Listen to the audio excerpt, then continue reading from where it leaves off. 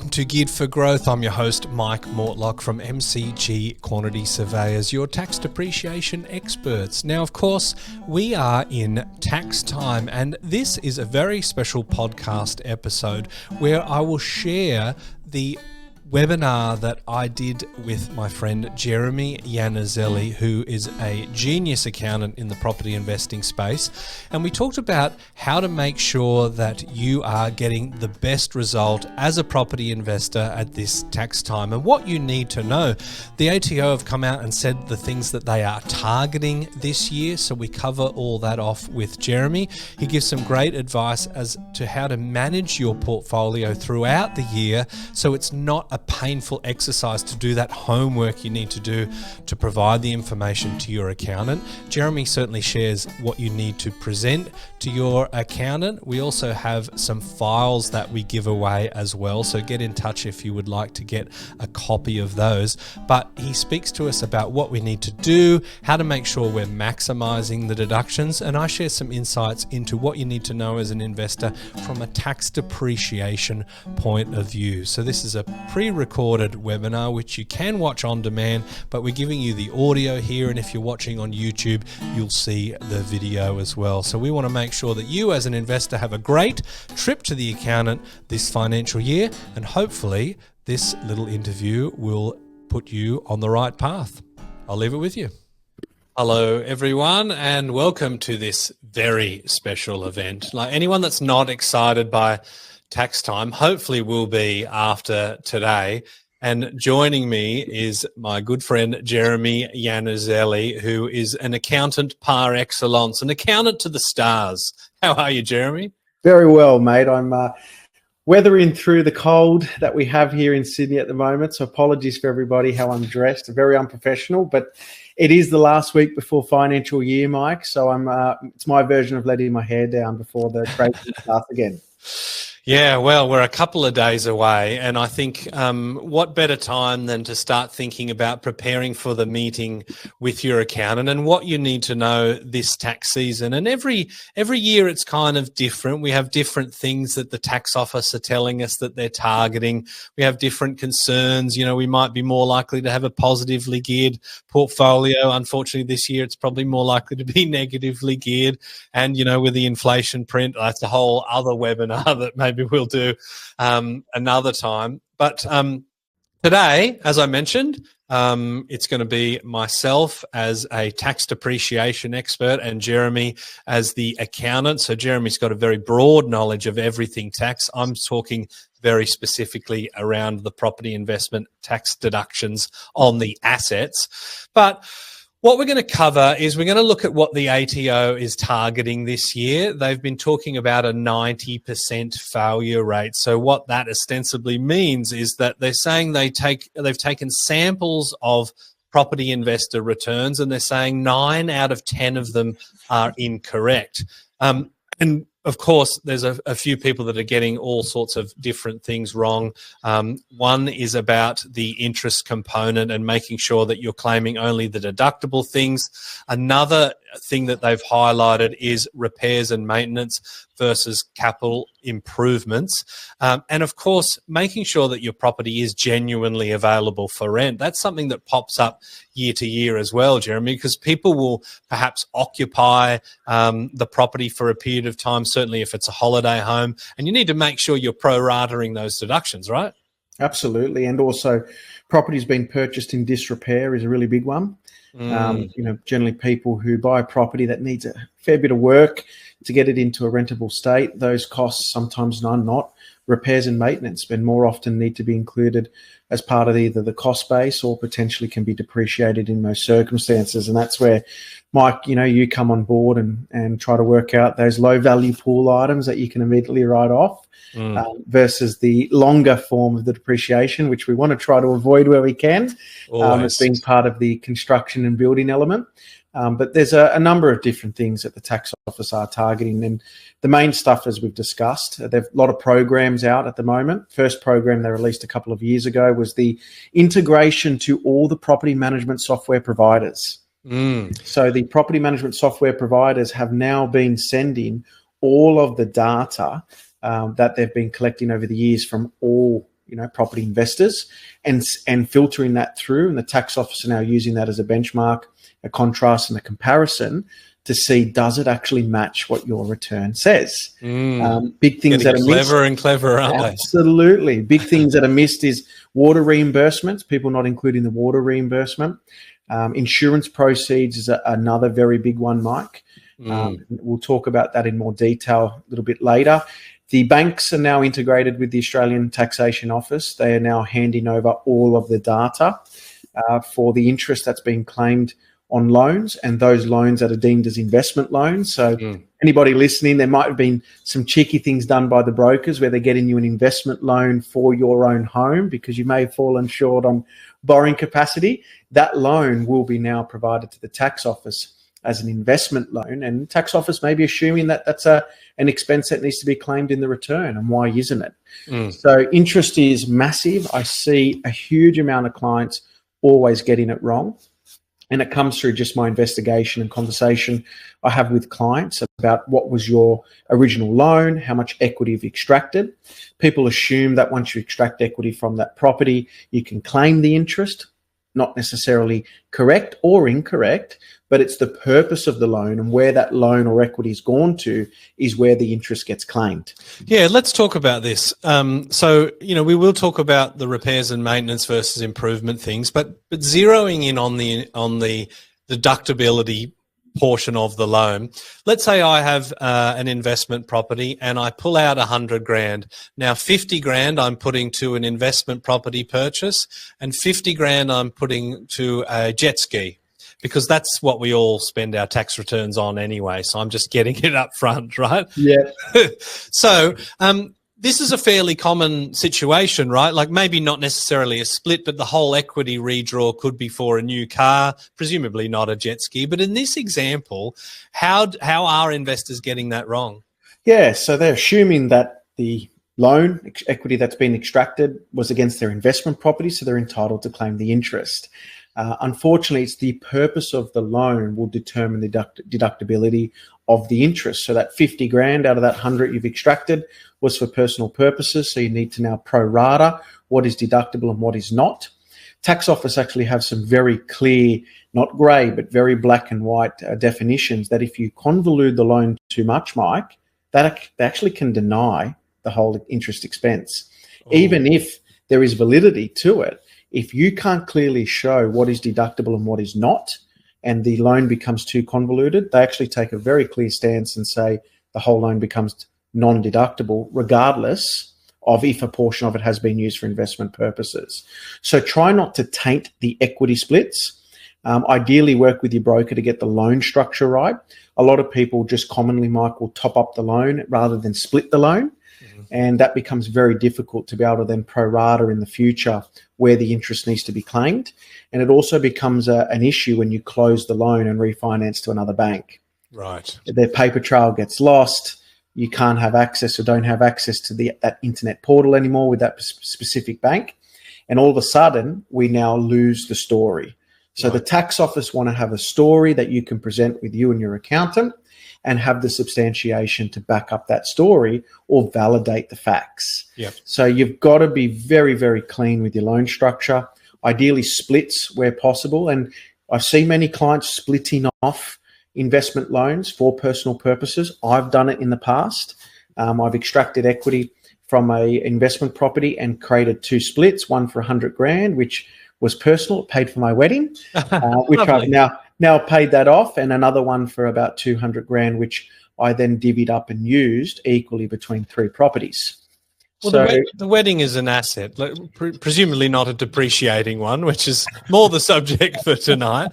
But when you talk about the split, obviously you're saying this is a personal purpose, this is an investment purpose. So how is that done? Is that basically you're informing the broker that these need to be cordoned off in some way? How do you instruct them? Absolutely. So you've got to work with your broker to give them the background of what you're going to do with that money.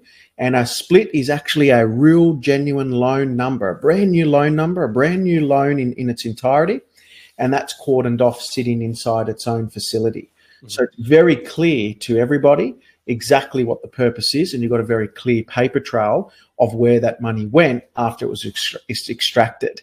Yep. So lending structure is without a doubt key.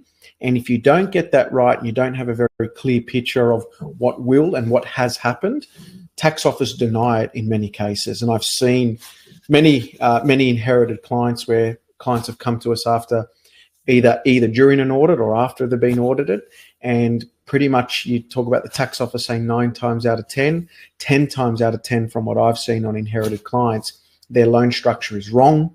And for any brokers out here watching, I'm very, very sorry, but it's because the broker got very lazy. Right. They had an opportunity, or they may have known that this was going to be personal or investment. They didn't split it because they just rather do one application, and it creates the client's confusion, which then leads to the accountant not asking the right questions, again through laziness or naivety or apathy, and then the client is the one who suffers at the very end. And the reason why we're talking about what the ATO is targeting this year is because they always provide a media release, and there's been quite a lot of commentary about this particular issue. And there was some accounting industry bodies sort of saying, well, hold on a minute, like the vast majority of property investors use registered tax agents. So like we're not getting it wrong 90% of the time. So like who is to be taking the responsibility for this, and whose job is it to make sure that it's right? Yeah, I'm not going to throw the client under the bus. It's a bit of both.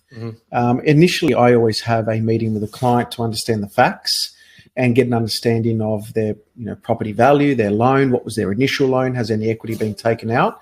So it's just making sure you're spending the time, and also educating clients. Clients just sometimes don't know. They extract equity out of a property that may be 50-50 to use it to buy a property that may be 100% in their name or their wife's name.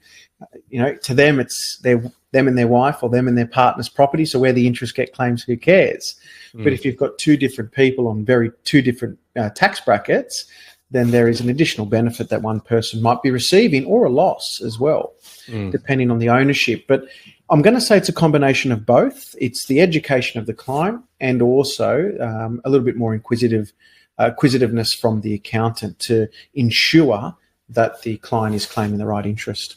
Yeah, look, that's a big one. And I mean, we all intellectually understand that we can't claim deductions on the interest component of home because it's not an investment. By the same token, you redraw equity unless you use it for investment purposes. It's not deductible. It seems very simple, but it's something that people get wrong all the time. So if you own investment properties, and of course this is sort of the focus for the webinar today, what property investors need to know, you do need to consider, whether you have pooled equity, what the purposes were that for, is it split, and how can you tell that story in a clear way to your accountant and quite possibly to the ATO as well. Yeah, and to throw some big numbers out there, Mike, just to give a little bit of an indication of the gravity, is that the tax office is estimating this year that nearly $11 or $12 billion in extra refunds is going to be issued out this year, purely due to a significant increase in interest rates across all of the investors. They also know, and there's been some psychological studies being done, and tax agents and accountants alike, we get to see that data.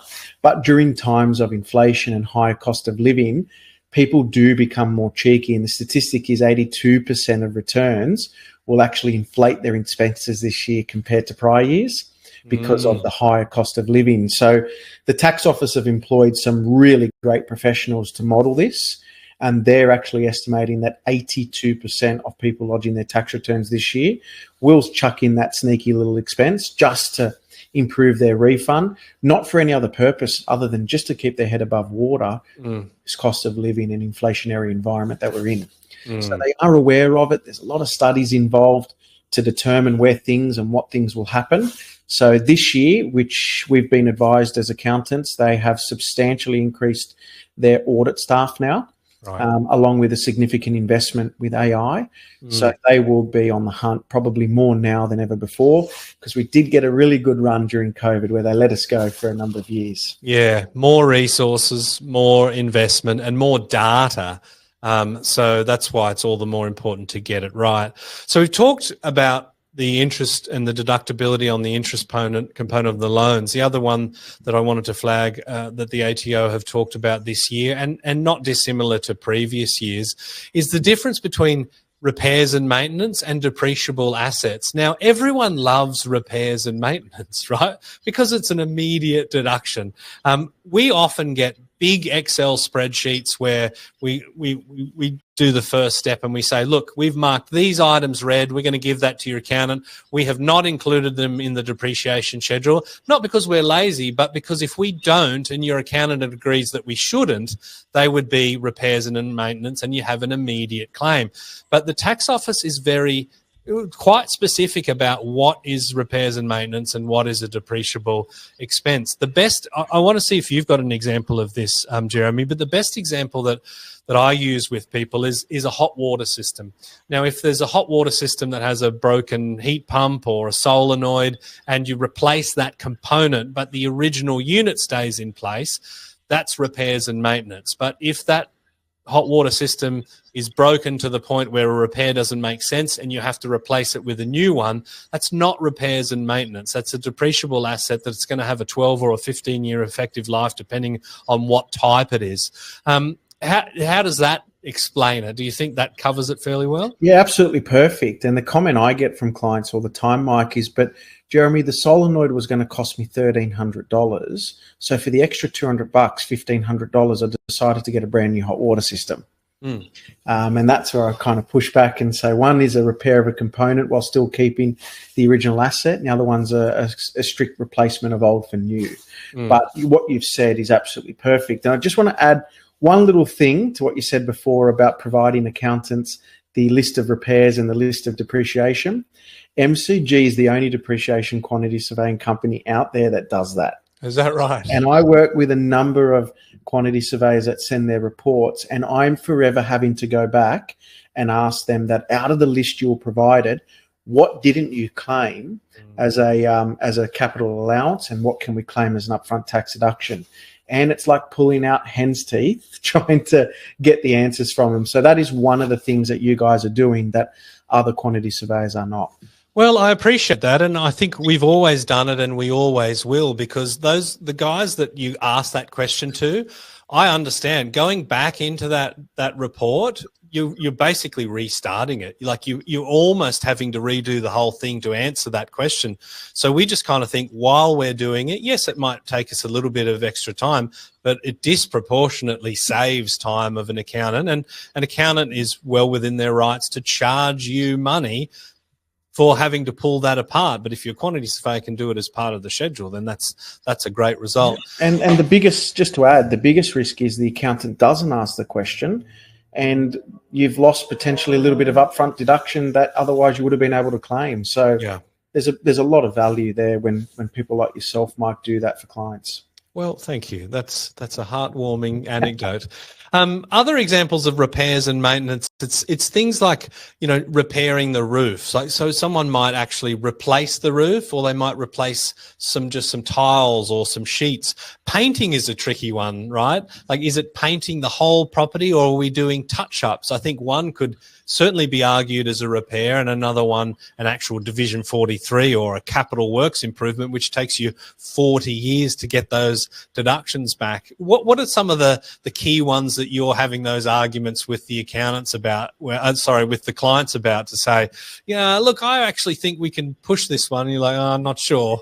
Yeah, look, everyone wants to claim an upfront repair, but I generally use as much common sense as I can. If you're doing touch-up painting, or you've painted a wall or a couple of architraves or a couple of doors, I generally try to let that go as an immediate deduction. Yep. But when you're doing a whole house and you might be replacing all the skirting boards or the whole roof, that's genuine old for new. So I always tell clients, have you swapped something that's old for something that's new? And I talk about the tangibility and the percentage. If 80% of what you've done is old for new, or 70% of what you've done is old for new, it is depreciation. And the tax office are all over it, and they're not actually looking at an individual event. They're just looking at an entire number. Yep. So you might have $12,000 of little repairs and maintenance. They will still check that up, because 12 grand seems abnormally large. While your claim could be substantiated and correct, it's because that number is so high, that's where they hammer you. Now, what is that number? And I tend to tell clients that, look, anywhere between 3.5 and above is where typically the ATO get very, very interested. And that could be very substantiated claims, which are all true and accurate, Mike, but generally 3.5 and above. Our internal accounting system doesn't glow, it flashes red. Flashes absolute red, and it comes up with warnings. Have you spoken to your client about what is a repair versus what needs to be depreciated? So, that's a couple of things that people need to look out for. And I'm just going to chuck in the system here, sharing a file, which is our tax time toolkit, which actually guides you through how to figure out whether it's repairs and maintenance or whether it is a depreciable asset. So you should be able to see that in the file sections, and definitely stay to the end, because Jeremy has got an absolute show bag of things to share in terms of files with all sorts of templates for property investors, calculating CGTs, property summaries, monthly investment property summaries. So we're definitely going to go through that. When you talked about your internal system, kind of flashing red, I've heard accountants talk about, there's an audit me tick box, things like self-assessing effective lives of assets, or perhaps a property investor filing their own tax return. Are there any kind of audit me tick boxes that stand out that you think people should know about? Yeah, absolutely. So accountants are guilty, and I probably have to put my hand up a couple little times, of self-assessing assets, writing off the hot water system of over 4 years instead of its useful life of, say, 10 to 15, right? Yeah. Only quantity surveyors have the license and the ability to self-assess the asset based on its make, its model, its condition, its brand. The accountant should not be self-assessing in most circumstances.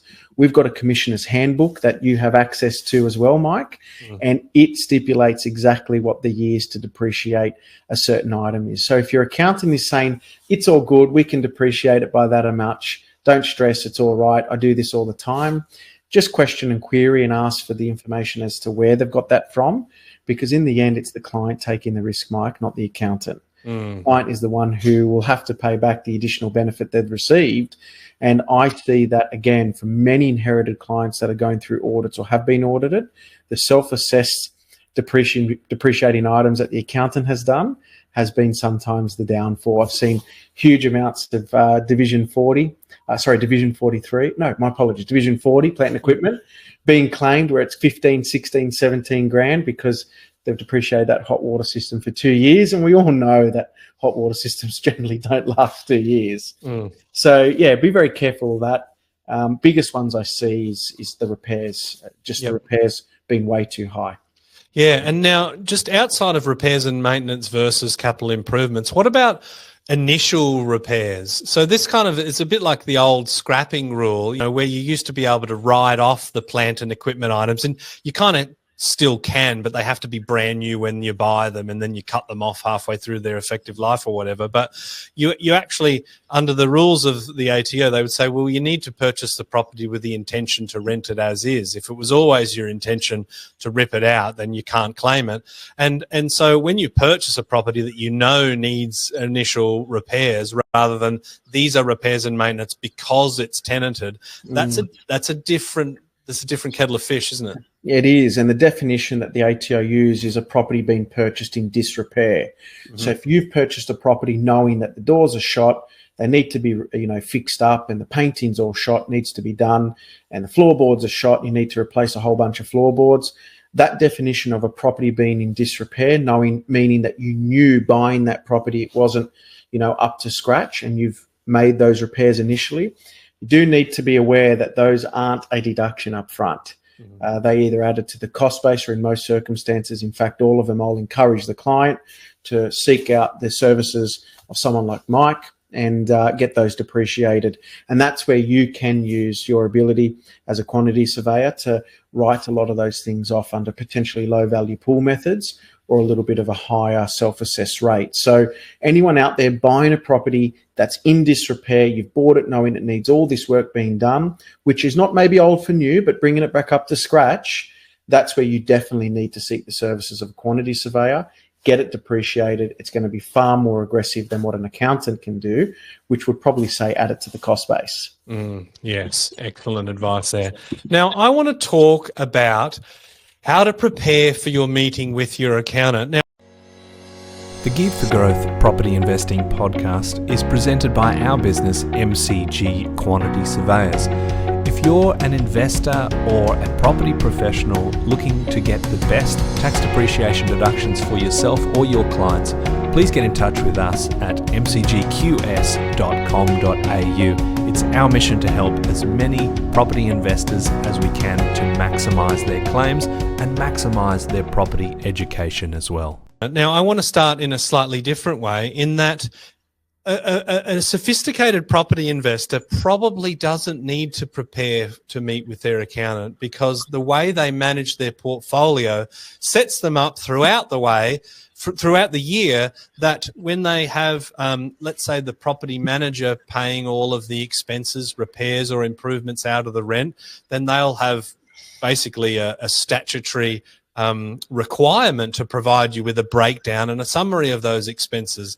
And I think if you're incurring costs yourself, it's great to set up systems where you can actually, let's say, save it into Dropbox under 123 X property street, and you've got a different one for another one. I know there are also apps where you can actually take a picture of a receipt and save it into a different file. So before we talk about what people actually need before they see you, Jeremy, as a multi-property portfolio owner yourself, what advice do you have for people to make sure that it's actually not a process they have to, live through and suffer through in the lead up to June 30? Yeah, well, preparing for tax is always torture, no doubt about it. There is light at the end of the tunnel for most people, and there's a juicy, potentially nice fat refund that they get to enjoy, that jet ski, Mike. Yep. But it's one of those things where I still see it today, and I make sure that I don't fall into this trap. I prepare my numbers on a monthly basis. Mm-hmm. I know exactly how my whole portfolio across all the 23 properties that I own tracks. I know exactly the position that I'm in. And with that, I pretty much know what I'm in for from a tax liability at the end of the year. So I'm not surprised.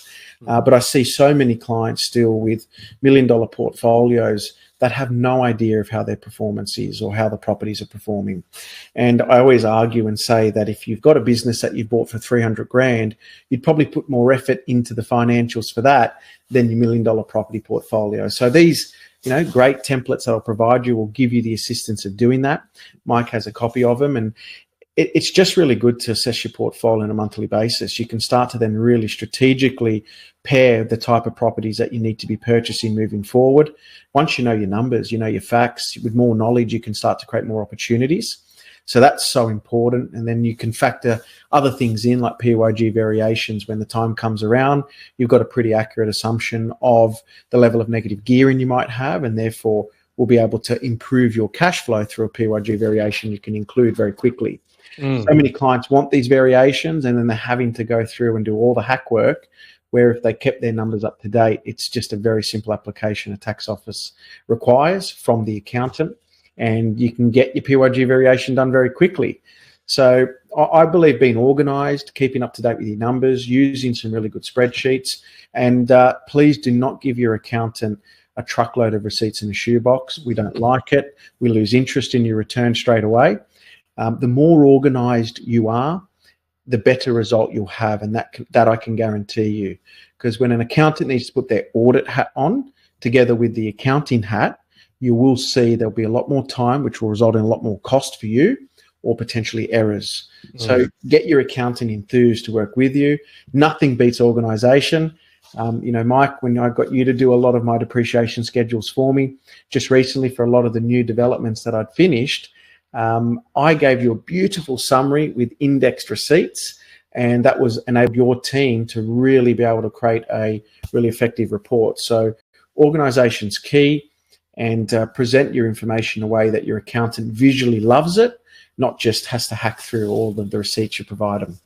That's an interesting concept, isn't it? Because, of course, if you do it in a mess, it's going to cost you more money. But people don't typically tend to think about when they're getting a service, getting that person to kind of be enthusiastic about serving you, because we kind of think, all right, well, I'm paying Jeremy $600 to do this, so he's just sort of got to do it. But if I do it in a way where I'm like, oh, thank you, Jeremy, I appreciate you taking me on. Here is this thing, which is the first thing you've got to do. I've put this into this category. So, when you get to the point where you've got to look between A and B, I've laid it out this way. I think in all facets of life, if you can be a good client, you will actually get a better service, right? Absolutely. I've got a mechanic that always tells me a story that he loves working on people's cars where they present their cars beautifully, they keep it clean. Mm-hmm. But the cars he's got to work on where there's thousands of McDonald's wrappers in the back seat and the car's got mud all over it, he just doesn't have the motivation to work on the car because the person doesn't care about it. Mm. So I really, truly believe if you have that respect for your finances, your professionals will reciprocate that. Be organized and don't be afraid to converse and ask questions where you possibly can. Where can you improve? I think that's always an important point.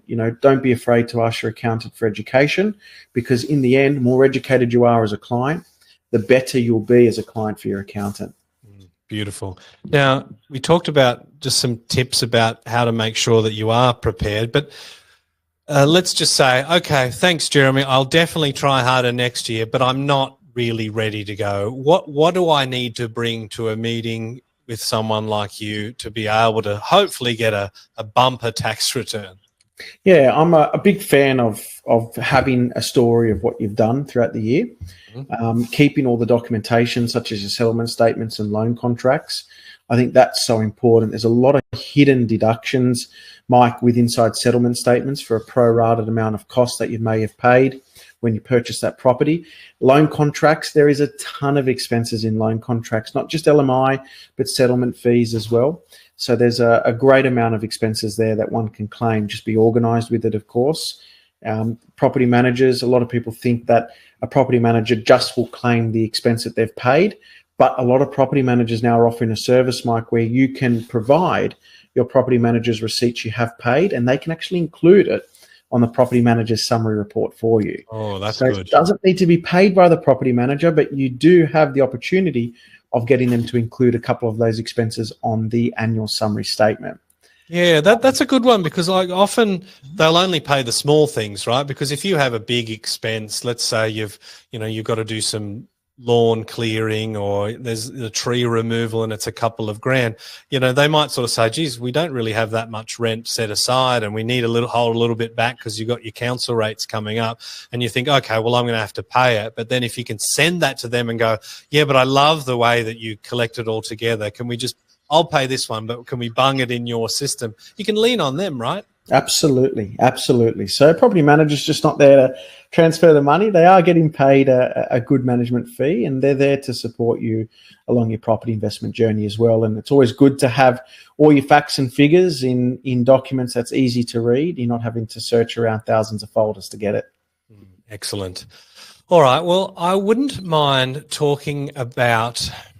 Well, what is probably one of the main reasons why people come to a webinar like this is like, I just need a bloody big tax return this year, Jeremy. So, so what can we do? Like, what are the key areas that you see are the difference between, let's say, one of those, off the street accountants where, you've got kind of the itinerant workers there, punching out huge volumes, compared to someone that's actually going to really forensically look at your position and get you that extra return? Beautiful. A couple of things. I'll shock and awe some people. So in ACT, when you do pay for a property over a certain amount, they don't have stamp duty. It's called a conveyancing fee, Mike. Mm-hmm.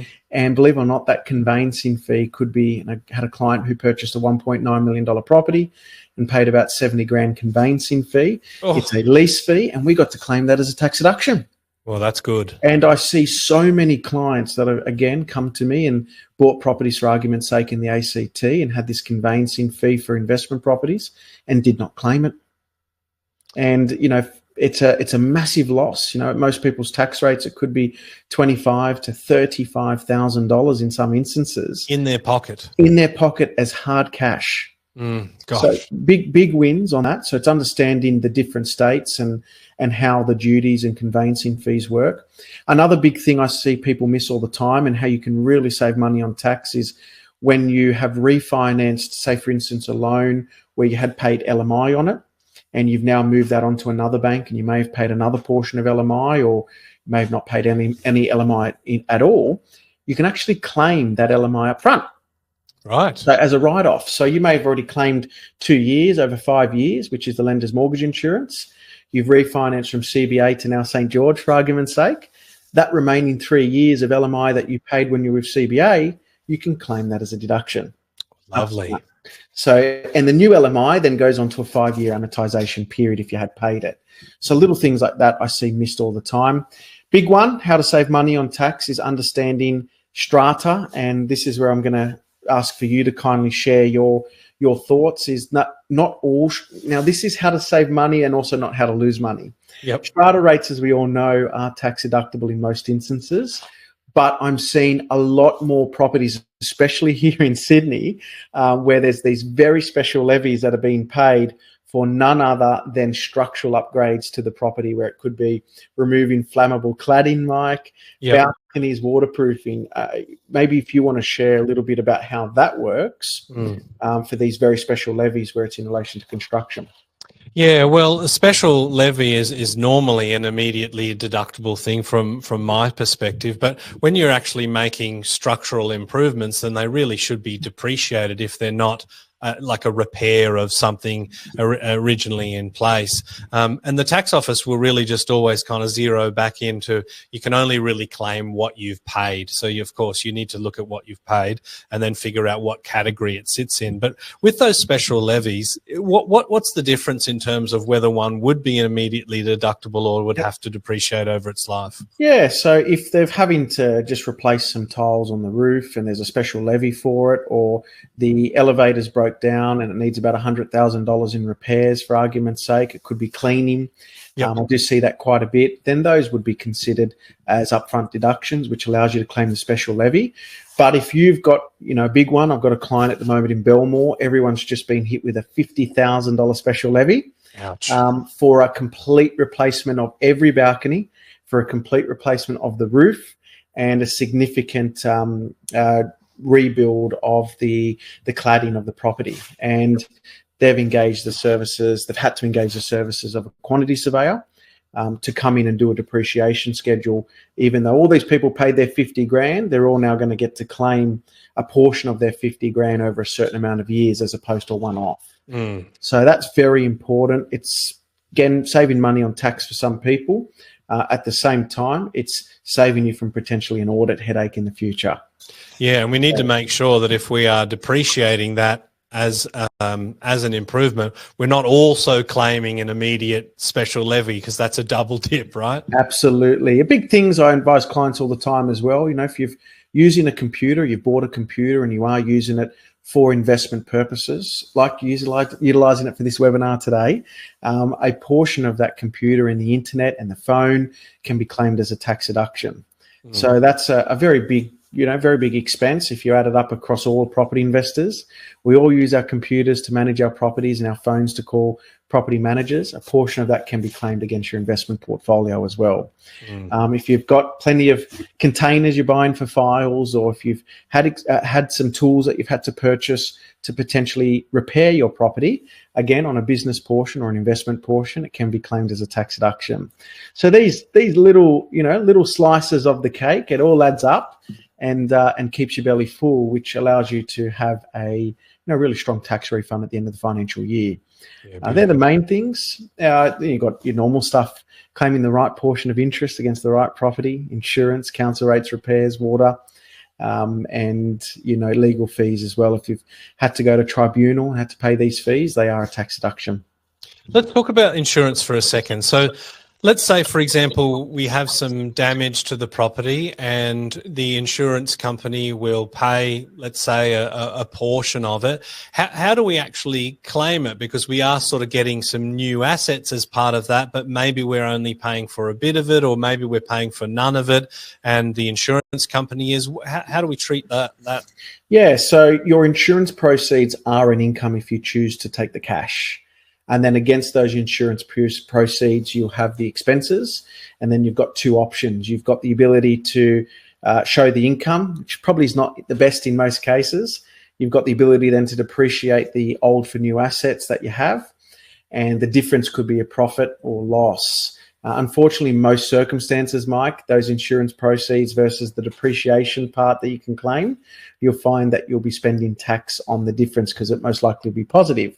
So what I always encourage clients to do is that you'll take the net difference. So if you've received 20 grand in, for argument's sake, insurance proceeds, and you've had to spend $40,000 on old for new, I'll advise them to speak to a quantity surveyor and get the quantity surveyor to depreciate the net difference. It always works out to be far substantially better in the client's position, as opposed to showing 40 grand as an income, 40 grand as a capital cost where they might be only able to claim $5,000 of depreciation. Therefore, the client now has a $35,000 positive income, which are not going to be pretty happy at the end of the year when there's a big tax bill. So I'll always encourage them to, speak to MCG, Mike, and get them to understand the scenario and then claim the net difference as a capital allowance, which will allow you to depreciate it and ultimately save you more money in tax and get you a better refund at the end of the year. Beautiful. Well, we've done the accounting side of things. From my perspective, I just wanted to share a couple of insights about tax depreciation. We undertook a research study a number of years ago where we actually looked at 1,000 residential property investors that came through our doors to get a depreciation schedule. Now, what we wanted to find out is, did any of them miss out on deductions because they were a little bit slow in getting in touch with us? Now, most people will know that you can back claim 2 financial years of deductions, so you can amend your tax return with your accountant. Now, it might cost you a little bit of money, but if you bought, let's say, a brand new apartment 3 years ago and you haven't claimed any depreciation deductions, it's going to be worthwhile getting that report and amending those returns. But what we actually found is 6.7% of investors waited so long that they would have missed out on deductions. So we're talking more than those previous 2 financial years. And what we actually found out is that the average amount that they missed out on in deductions was $20,537. Now, I remember that. It's not written down anyway because that horrifies me. And what we then actually did is we applied that to the property investor population. So let's say 6.7% of all investors lose $20,537. The figure came to $2.88 billion worth of unclaimed deductions. So that is my version of your shock and awe, in the hope that that huge number that's floating out there, people will listen to that and go, okay, I don't want to be that statistic, because that money belongs to investors. It's not trying to take that from the government. Those are your entitlements. Those are your deductions. So if you've purchased a property, if you already have a relationship with the quantity surveyor, chat to them and give them the address of the property. They can give you a free estimate. If you're working with us, of course, you can do that through our live chat, or you can email me or Facebook or smoke signals, whatever. We got all the tech. And of course, if we don't think it's got worthwhile depreciation deductions, we won't do it. But I just hate the fact that people aren't claiming the deductions. And I came up with 3 triggers to tell you that you likely have worthwhile deductions in a property. The first one is you bought a brand new property, and we all kind of know that new properties are great for deductions. The second one is it's built after 1987, because the 16th of September 1987 is the cutoff date for depreciation on the original building structure. So if the structure was worth 100 grand to build in 1990, you're getting $2,500 a year from 1990 all the way to 2030. The third trigger is it doesn't match 1 or 2. It's not bought brand new and it's not built after 87. Now, I've heard even accountants, not you, Jeremy, of course, say that if it's built prior to 87, then there's not going to be any deductions. But what they're missing is the history of the property. Now, you might have done some improvements, which certainly you can claim. But if the previous owner has made some improvements, let's say an extension or a kitchen or bathroom renovation, that's really baked into your purchase price. So you have an entitlement to claim the value of those works, and we are qualified to estimate the value of those works. So that's one area where I see property investors getting it wrong all the time, and really, really important. But if you have a suspicion that there's something there, send through the address and we'll look at it free of charge. Mike, just to add a little bit of value to what you've said, and this is a report you did for one of my clients many years ago. They had purchased a 1937 Sydney-built terrace, in the beautiful part of Sydney. Their accountant at the time said, when was the property built? They've said 1937. He said there's no depreciation. Well, these people spent, $3.5–4 million on purchasing this property, and there had been over $2 million of extensive renovation to this property before they purchased it. And you guys actually came in and did a depreciation schedule for this client, and there was, I think, close to about 17 grand worth of depreciation each year, or very close to it each year for 5 years. And the client was very distressed when they found out they missed out on a couple of years of 17 grand. Oh, so, I can imagine, because, that could easily be something like $7,000, $8,000 gone from their pocket. And so that was an accountant providing that advice, was it? It was an accountant providing that advice, came to me as a client a couple of years later. I sent him to you guys, and you guys said that, hey, this history of the property, there was millions of dollars spent on this property before you bought it. Therefore, this is what the cost is on the Division 43. Yep. And they've got a significant benefit, and will continue to get that significant benefit for a very long time under their ownership as an investment. I love that. I've actually heard a quantity surveyor. So we're talking about a dodgy accountant in your industry. I've heard a quantity surveyor say that new property is better for depreciation than old property. And I thought about that, and I'm like, well, generally, but it's not always better. And that is the example that I would normally use. Let's say we talk about a brand new project home that costs $350,000 to build. You might get $16,000 or $17,000 worth of deductions.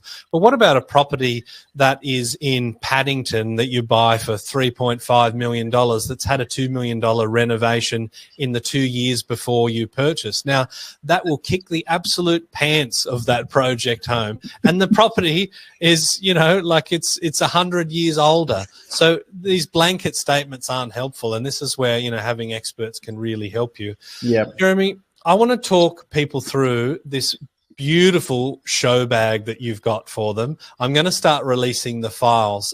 So we've got a property summary template. I'm going to dump that in there to let people start grabbing that. What does that entail? So there's an annual property summary template where you can start to put your data for the year on a property by property basis. And more data that you keep over the years of ownership, the better you can start to assess how your property portfolio is going as a genuine net return. So many clients I see, they might have a significant amount of negative cash flow for a number of years, and let's call it $10,000 a year for 10 years. And they may sell the property after 10 years for $100,000 profit. They feel that they've made 100 grand, but they're forgetting all of these losses that they've incurred for all those years leading up to the sale. So this is just first one is just a really good way to present information to your accountant so they can collate that data for you, and you can see how your properties are performing side by side. The second one is a capital cost-based CGT Excel. So many clients lose all their information, such as settlement statements and other things. This is a really good way to capture all of the data that is required to assist your accountant in working out the capital gains tax. And there is even an add back with formulas for the building write-off that needs to be added back as part of the sale of the property.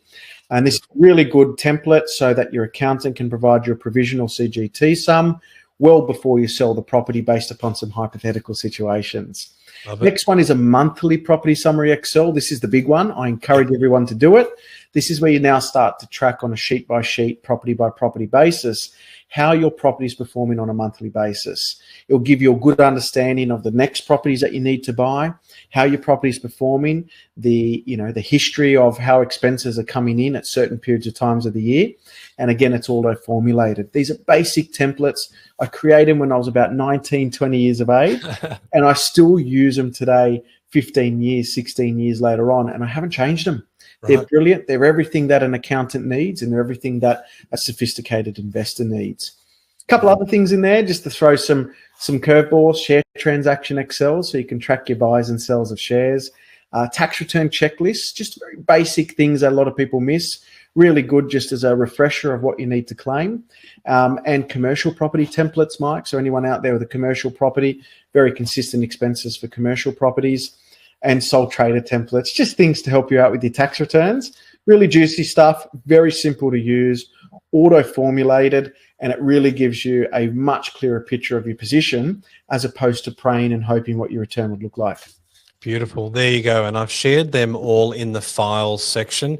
If you run into any trouble downloading those, reach out to me afterwards. I'll make sure you get a copy, but you should be able to get them direct from this webinar. So that was worth the price of admission just on its own, to get your beautiful suite of Excel spreadsheets. And nobody makes spreadsheets better than accountants. And you've given all of your wisdom today. So I want to say, on behalf of everybody and myself, thank you very much for sharing your time and your wisdom today, Jeremy. Appreciate it, Mike. Thank you.